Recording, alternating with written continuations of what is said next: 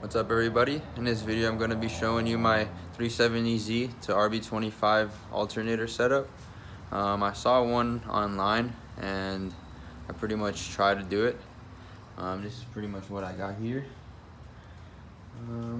I did the 370Z because I just read some stuff about it that's a little bit better. Some people try using like the Chevy ones, the GTO ones and stuff like that, but the 370Z one works. And it's Nissan. It's at, I don't know if you can see it, it's 150 amp alternator from the 370Z. And pretty much all you have to do to make it work is make a little bracket and move the mount from there to there. That's pretty much it.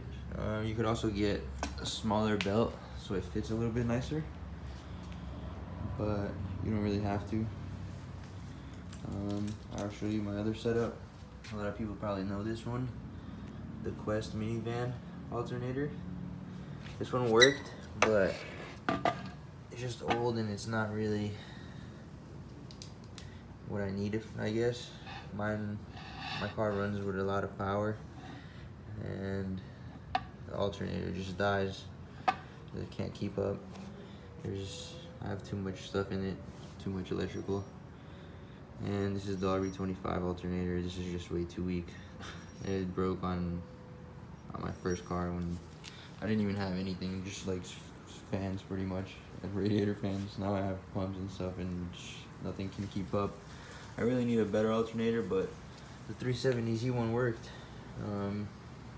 It keeps the car right at voltage and it works good. I'm happy with that. Pretty much, like I said, you just have to make a bracket like this, move the mount up, same thing as like the Chevy ones.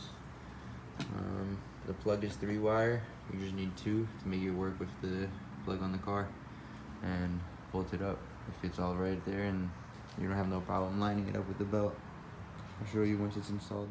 Alright, here it is installed. Like I said, you can get a smaller belt so you don't go all the way to the end of that, but it works fine with stock belt size. And pretty much it. Just make a bracket or buy one and it works a lot better than the stock or the Quest.